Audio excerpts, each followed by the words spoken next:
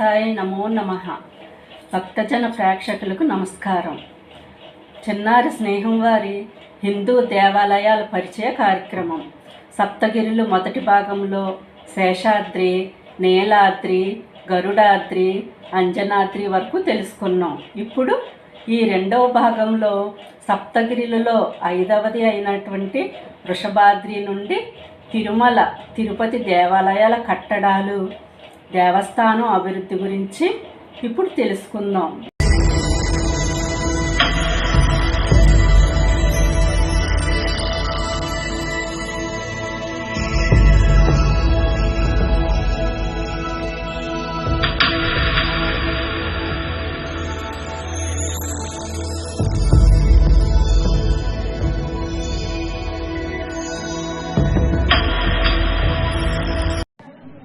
సప్తగిరులు ప్రథమ భాగములో మనం శేషాద్రి, నీలాద్రి, గరుడాద్రి, అంజనాద్రి అనే 4 గురించి తెలుసుకుందాం.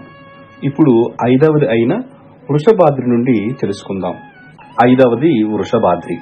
కృతయుగంలో తిరుమలలో తుంబుర తీర్థం వద్ద వృషభాసురుడు అనే రాక్షసుడు ప్రతిరోజు తన తల నరికి శివుడికి నైవేద్యంగా పెట్టేవాడట. అలా నరికిన ప్రతిసారి క్రొత్త శిరస్సు పుట్టుకొచ్చేది. అతని భక్తికి మెచ్చిన శివుడు ఒకనాడు వృషభులకు ప్రత్యక్షమై ఏమి వరం కావాలో కోరుకోమంటే ఆ మూఢభక్తుడు తనకు శివునితో ద్వంద్వ యుద్ధం చేయాలని ఉందని చెప్పాడట. చాలా కాలం పాటు జరిగిన ఈ యుద్ధంలో వృషభాసురుడు ఓడిపోయాడు.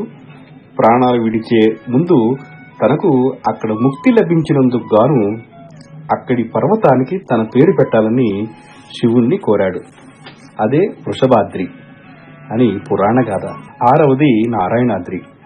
విష్ణు దర్శనం కోసం తపస్సు చేయ సంకల్పించిన నారాయణ మహర్షి వారు తన తపస్సుకి భంగం కలిగించే ప్రదేశం ఎక్కడ ఉందో చూపాల్సిందిగా బ్రహ్మదేవుణ్ణి కోరారు. అప్పుడు బ్రహ్మదేవుడు ఒక ప్రదేశాన్ని చూపారు.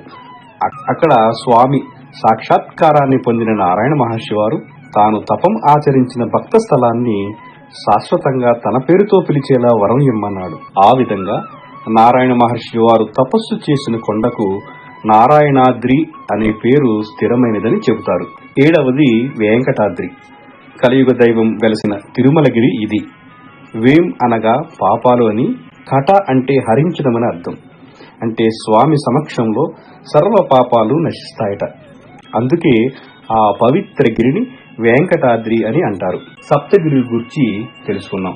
ఇప్పుడు అసలు తిరుపతి గుడిని ఎవరు కట్టారు, ఎలా కట్టారు తెలుసుకుందాం. 300 నుండి తిరుపతి గుడి కట్టడాలు జరుగుతున్నాయి.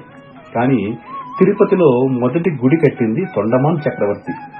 విష్ణుమూర్తి తన స్వప్నంలో దర్శనం ఇవ్వడం వల్ల అక్కడ గుడి కట్టడం జరిగింది.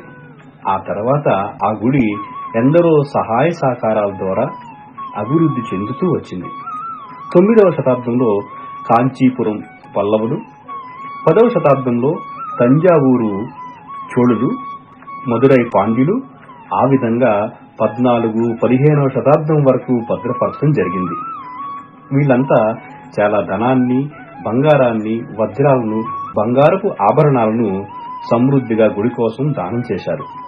అలాగే విజయనగరపు రాజు శ్రీకృష్ణదేవరాయల కాలంలో ఆయన చేసిన దానాల వల్లనే గుడి తాలూకా లోపల భాగం మొత్తం అందంగా బాగు చేయడం జరిగింది. ఆ తర్వాత హిందూ రాజులు ఓడిపోవడం, ముస్లిం రాజుల చేతికి వెళ్లిపోవడం, అటు నుంచి బ్రిటిషర్ల చేతికి వెళ్లిపోవడం జరిగింది.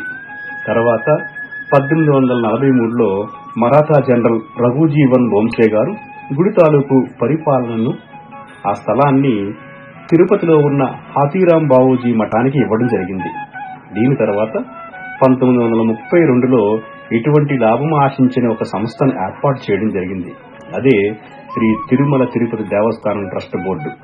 ఈ బోర్డు ద్వారా తిరుమల నిత్యం కళాకాంతులతో, శ్రీ వెంకటేశ్వర స్వామి వారి పూజాధికాలతో దేదీప్యమానంగా విరాజిల్లుతుంది. ఓం వెంకటేశాయ నమః. ఓం వెంకటేశాయ నమః.